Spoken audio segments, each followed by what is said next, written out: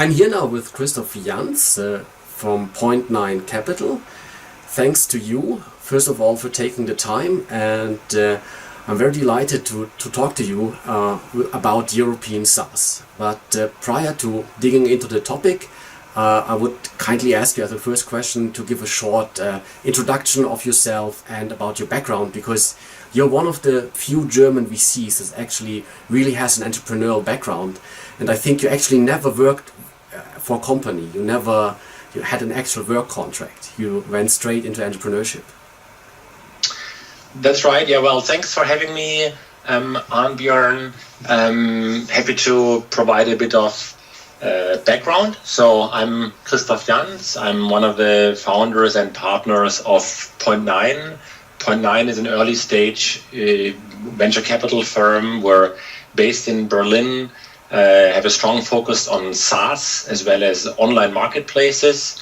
We invest in Germany as well as all over Europe, sometimes also outside of Europe, and we're very much focused on seed rounds and again mainly in SaaS and online marketplaces. Before starting Point9 about 5 years ago, I spent a couple of years as an angel investor. That's also when I started to when I basically started my love affair with SaaS, which still continues up until this day. Before that, I was an entrepreneur. I co-founded 2 internet startups between about 1970 and 1997. Okay, a long time ago. Between the end of the last century, maybe to put it that way, and about 2008. So I co-founded 2 internet startups in that time frame. And even before that, I started my first little businesses while still being a student. One of the first things that I did was to deal with used C64s, which, depending on your age, you may or may not remember. I still know them.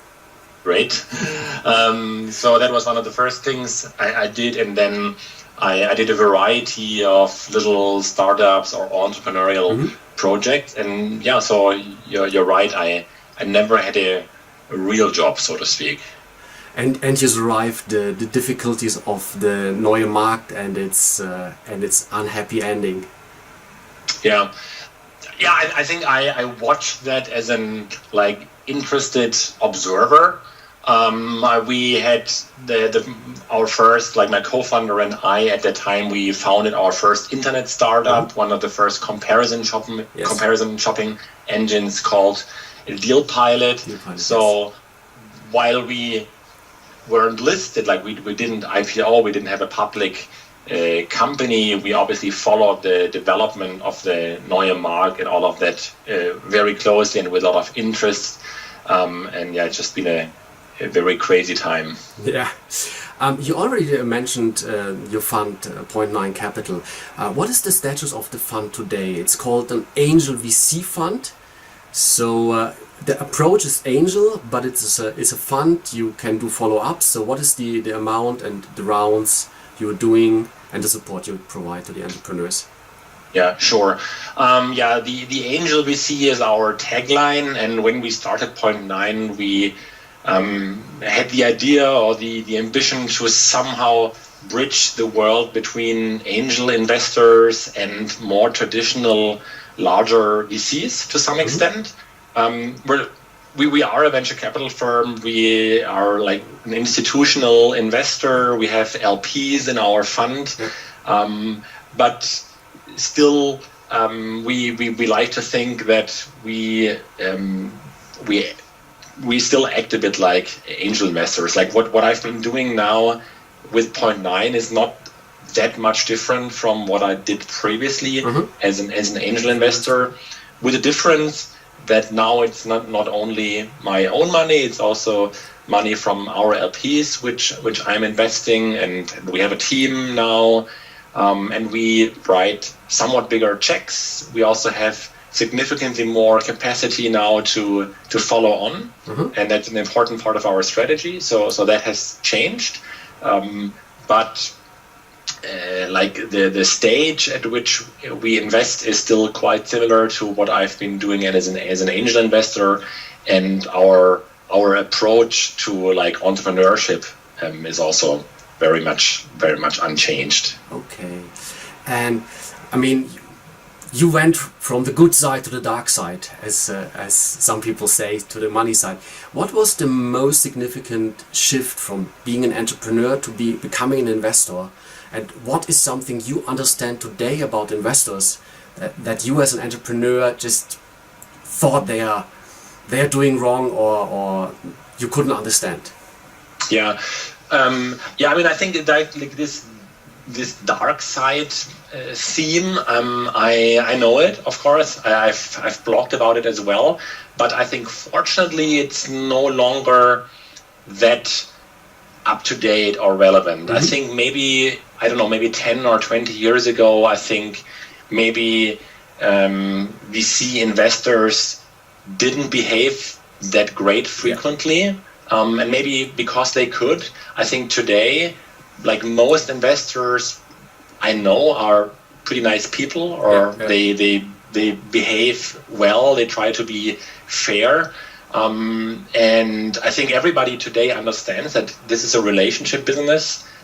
You have to treat other people well. Like if somebody like screws a founder, he'll probably be he risks to be out of business. So I think the whole world of venture capital has become a much nicer one over the last couple of years or so, maybe 10 years even or longer. So entrepreneurs, I think, have more leverage, which is good, and investors like regularly fight for the best deals, and they have to reference well among founders, so that's all great.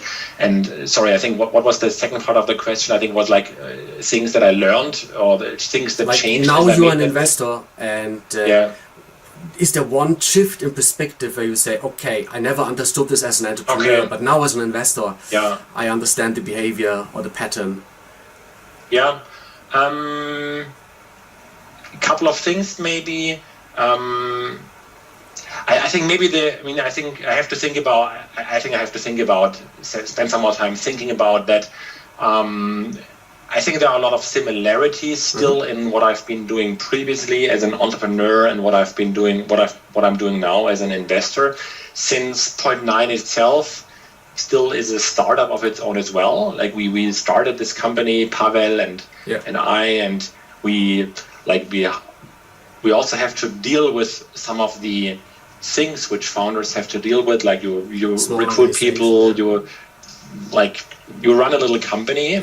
But as it relates to investing in startups and like that relationship between founders and investors, I think maybe one of the learnings over time is just how the business model of a VC really works.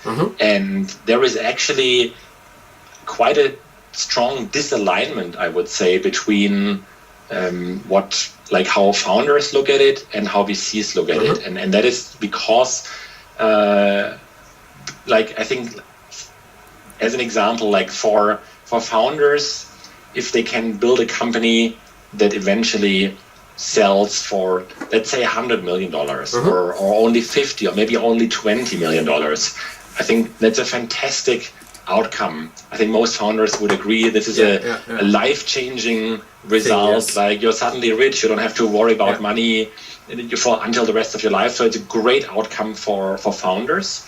But for any VC with a fund of a few tens of millions or maybe even hundreds of millions under management, they won't be able to deliver a great return to their investors through exits in that ballpark. As an investor, you really have to have outcomes that are worth hundreds of millions, and for big funds it's even billions, just because you need those big exits to offset the high loss rate. And I think this is maybe the biggest misalignment between founders and investors that investors always have to look for the biggest opportunities and have to push for the biggest outcomes, which in some cases might also mean taking on a lot of risk. Whereas from the perspective of a founder, it's great. I think if founders shoot for a really large outcome, we definitely need those type of founders that want to build the next Facebook or Uber or Twitter or whatever it might be, Salesforce out of Europe. So that's great. But the reality is still that 99.9% of startups will never become that big, and they can become 1 or 2 orders of magnitude smaller, and it can still be a great outcome for the founders. Yeah. Just a short comment. What would you say about the German ecosystem at the moment, and maybe a word about the debated generation shift in German VC? You're part of that? You want to drive that? I think we haven't really thought about this a lot. It's not like we started Point 9 with a view to somehow push a generational shift or so. I think maybe we saw an opportunity that because there weren't that many VCs in Europe or in Germany in particular at all. And I think we saw an opportunity to build a new VC with maybe some new twists and a very entrepreneur-friendly approach and a focus on early stage and SaaS and marketplaces. So I think we saw maybe a gap in the market, but it's not like we somehow look down to anybody else or think like they are too old. I mean, I think a lot of people can approach this market in a different way and with different strengths. Okay. Well, European SaaS, you're investing all over the place, and there are a lot of stereotypes. It's not working in Europe, or now it's emerging. What are your observations? If I would fly in from the United States and ask you state of the European SaaS, what is your observation, your comments? Yeah. So I think if you look back at like companies that have been started in the last 10 years or so, there is not a huge amount of companies coming out of Europe in SaaS that have already become like very, very large, as in like went public and are worth billions of dollars. But I'm pretty sure that in 10 years, if you do that exercise again, that number will be much bigger. Yeah. It just takes such a long time to start and build a company and get it to a significant size that if you look back, it just has a huge lag, time lag. And there are some great success stories, and we've been lucky to be part of some of them, like Zendesk and now Algolia and Typeform and Contentful and some of the emerging SaaS successes. I think Europe is a great place to start a SaaS company. I think you can start a SaaS company wherever there is good technical talent, and that exists probably all over Europe. So a great place to start a company. Not necessarily the best place to scale the company beyond a certain size. I think there is like the level of talent as well as access to capital in Europe is not comparable to what you have in the Bay Area. And then also you have to keep in mind that about 50% of the entire global software spend is in North America alone. So even if you start your company in Europe as a founder, you definitely have to think about how can we win the US market.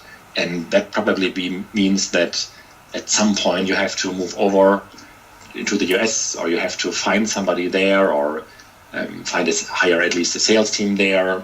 But ideally you probably want to move over there in order to really maximize your chance of winning the biggest software market in the world.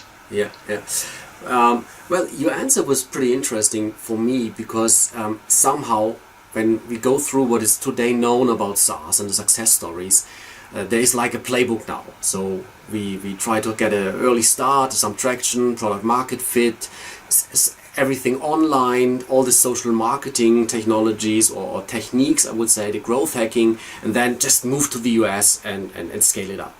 And to somehow, since it's now repeating since a couple of years, I would say, well, maybe it's also a myth, because if I look then on the numbers, on the questionnaires or benchmark data, we still have a lot of field sales, we still have a lot of sales agents, inside sales.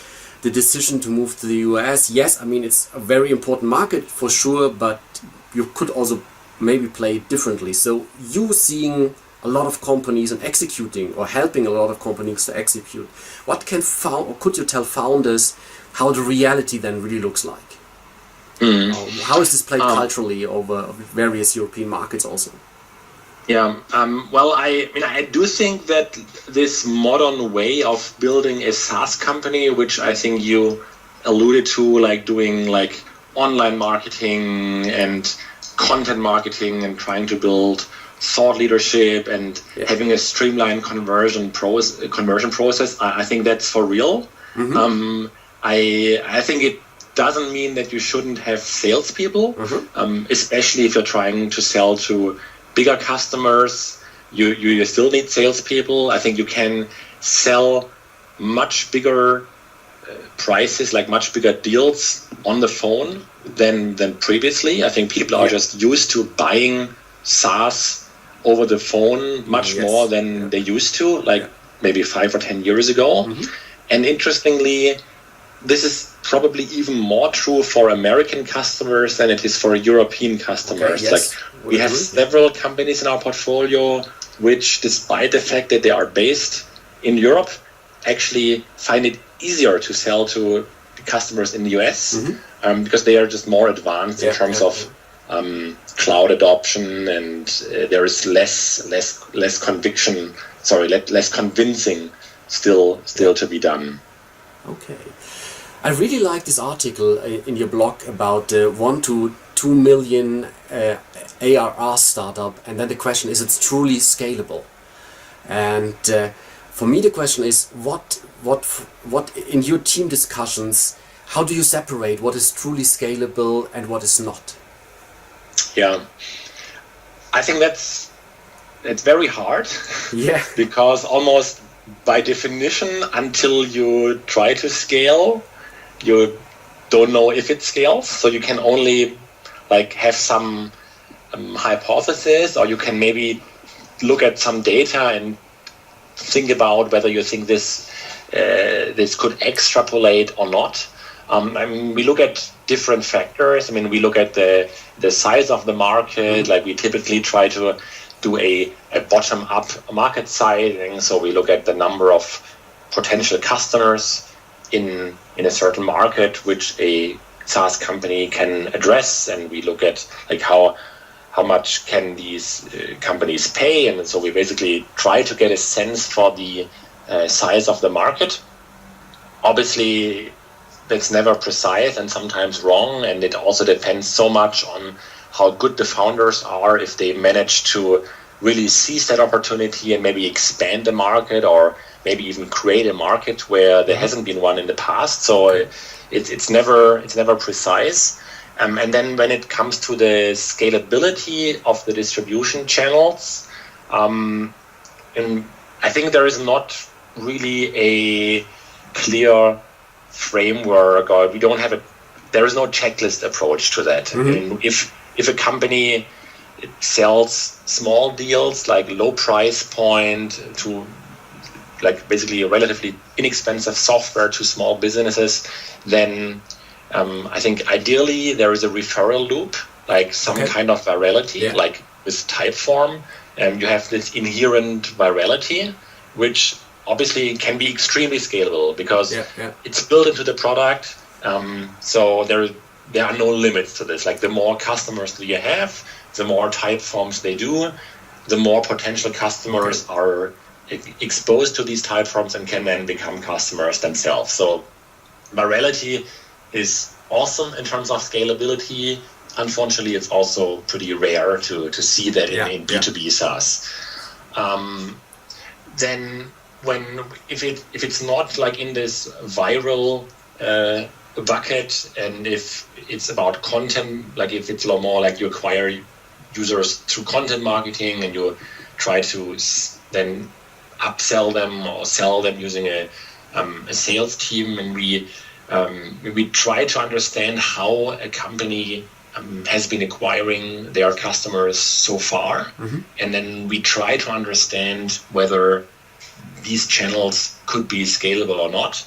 But the truth is also that we often don't really know. We have to just make some assumptions and then make some bold bets.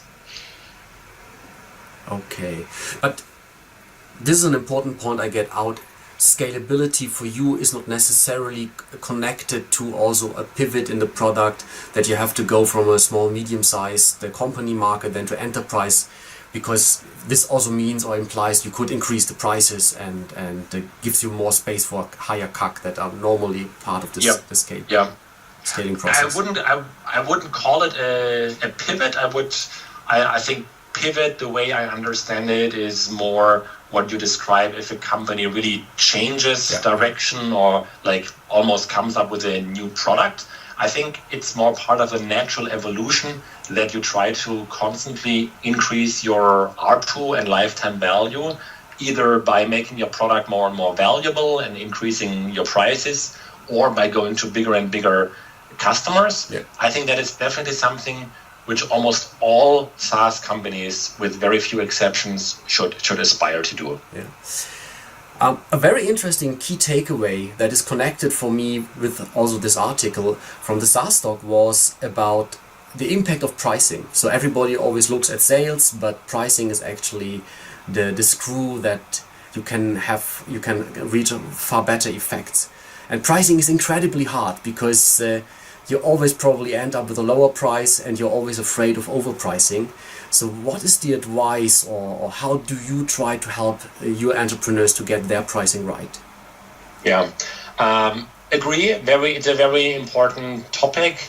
I think when it comes to SaaS companies that are trying to sell to somewhat bigger customers, I think many, if not most, SaaS founders are on the side of charging too little.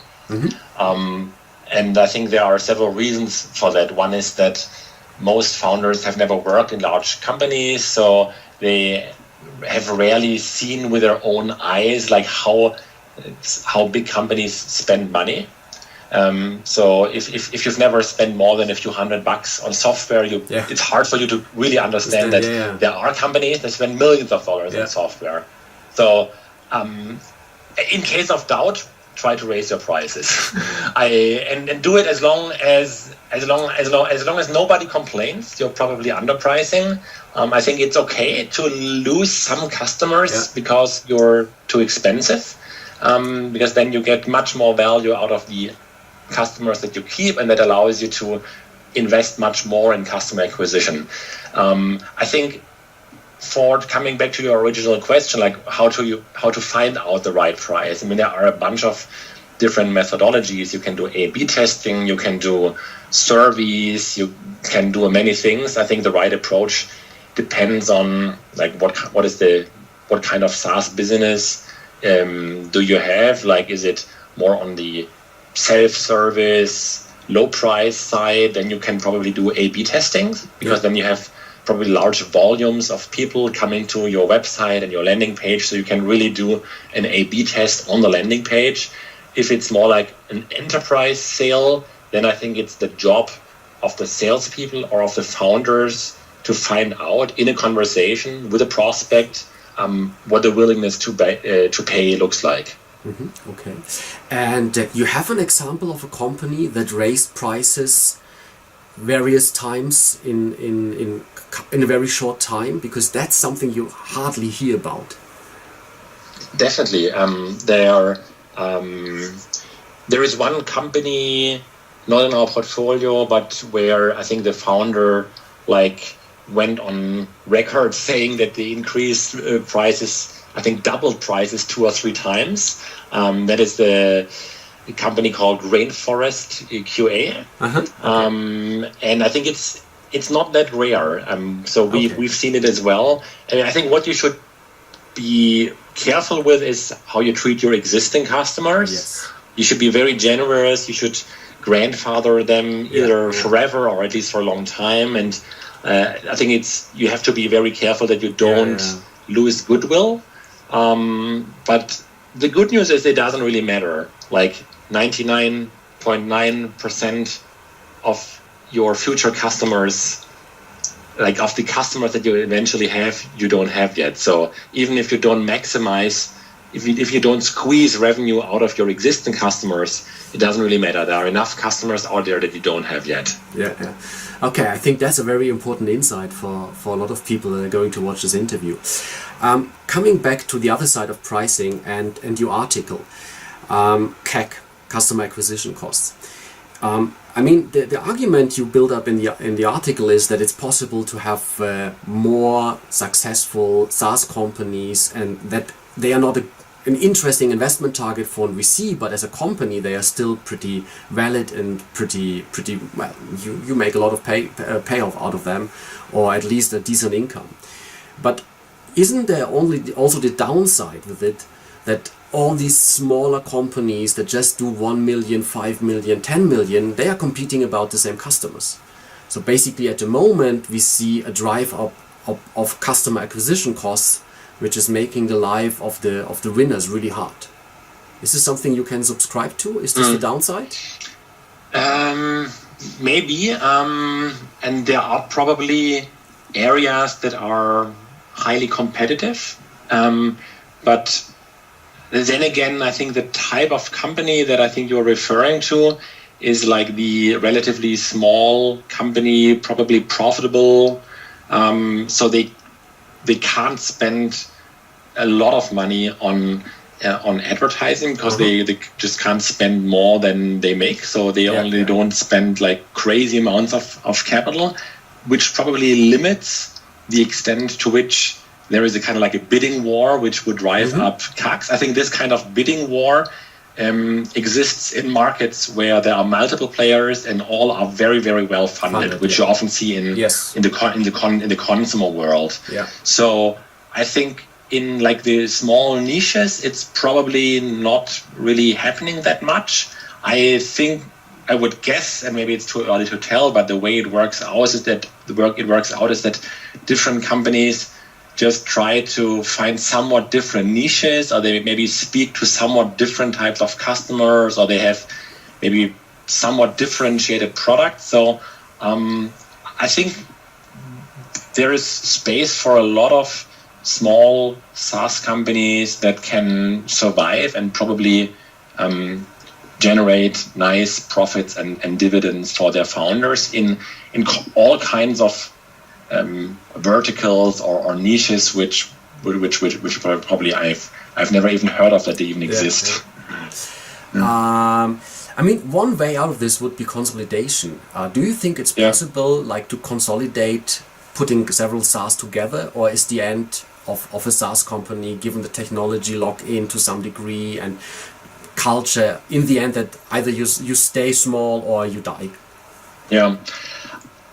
I would say as long as you are relatively small, then the chances of getting acquired aren't that great. I think maybe once you have, I don't know, maybe if you have a few million or maybe a few tens of millions of ARR, I think then you become interesting for bigger players, because then you have a relevant customer base and maybe you also have a interesting technology or interesting or team. I think as long as you're really small, I think most bigger potential acquirers looking at this won't attribute a huge amount of value. And then there's, as you I think mentioned, the downside of you would have to run different technology stacks, or you would have to somehow migrate them. So I mean, maybe there will be some roll-up games where maybe private equity firms try to buy a bunch of small startups and then like somehow try to turn it into something bigger than the sum of the parts. And I don't know, maybe it'll work, but I think it's not easy because some I think you mentioned some of the key reasons already. Okay. You said it before in the very first question about SaaS. We still have like a problem with all the talent in Europe. So I'm not talking about founders talent, but I'm talking about talent to add to your stuff later on, given the fact that it's nothing you can study or it's not an Ausbildungsberuf, which of course a lot of people would like it to be. How do you help your companies then to fill the talent gap? Where do you, from other industries or side fields, get hires that are able to work then in SaaS? Yeah, it's definitely a big problem. The fact that it's so hard also led us to hire a head of talent at Point9 about a year ago. So we now have one team member who is exclusively, like on a full-time basis, dedicated to helping our portfolio get better at recruiting and trying to find great people. I think for some specific functions, it's very hard, almost impossible, because these people just don't exist in Europe. And I'm particularly thinking about the VP of marketing role, like this well-rounded VP of marketing who's taken a B2B SaaS company from 1 million to 100 million and knows all the disciplines and has managed big teams. I think this almost doesn't exist.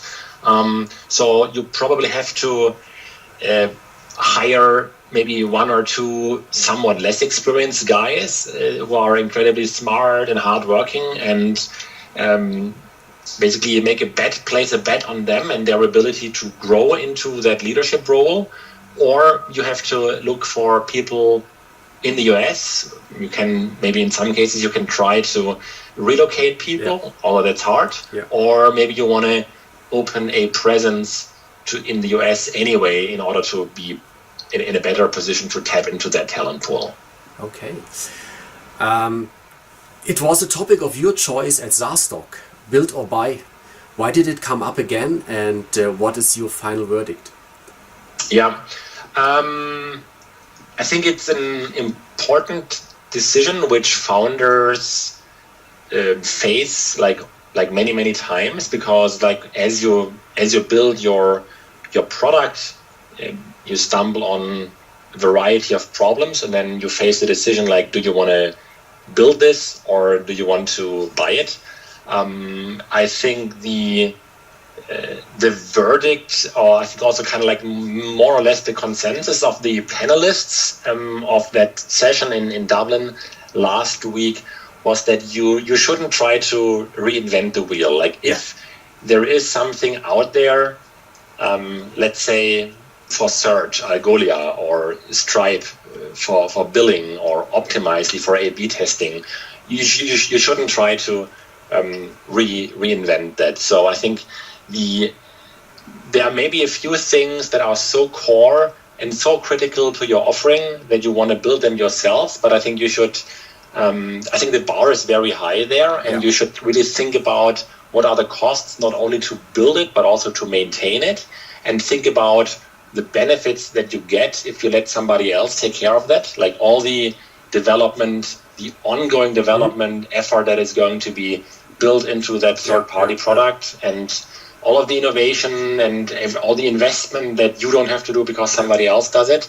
So I think you should really pick your battles carefully, try to leverage all the existing great technologies built by others, and really find your area where you want to focus your resources on and innovate in these areas. Okay, so stand on the shoulders of giants. Yes. What was your most important key takeaway from SaaStock, meeting 700 European SaaS founders and a lot of great investors? Yeah, I think there were a lot of great talks and panels and conversations. So it's hard to pick just one or a few.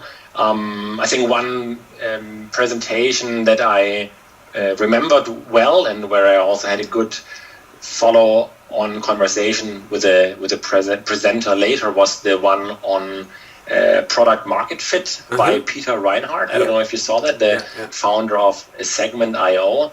I think that was really, really impressive, the way he described their search for product market fit. Like, if I remember correctly, it was like only after 2 or 3 pivots until they finally found product market fit, and that basically changed everything. Like in their case, before product market fit, it was always an uphill battle, and then almost from one day to the next, it was like an explosion.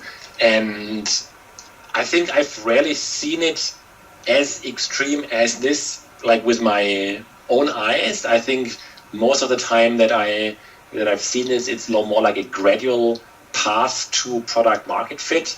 But I thought this was really, really interesting. The way he described it actually made me wonder if maybe some of the companies that I've seen may not have as much product market fit as I thought, at least compared to Segment.io. Because the way he described it, it was like the moment they basically added this feature, people were like fighting to get access to the beta. I thought that was really inspiring. Yeah, I fully agree.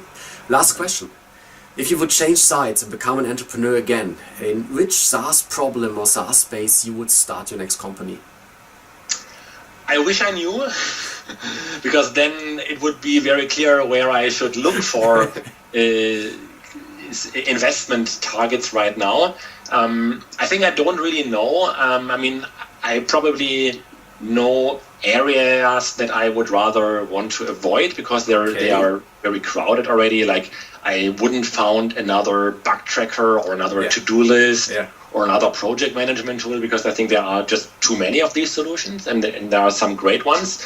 So maybe I would look more in, I don't know, HR maybe, or I would maybe look for some vertical industries which nobody cares about, and where you maybe might find problems which are very non-obvious.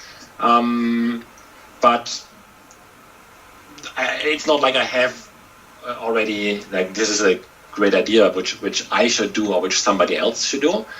So this is really what I leave that to founders with the right domain expertise and creativity to find these gaps in the market. Okay.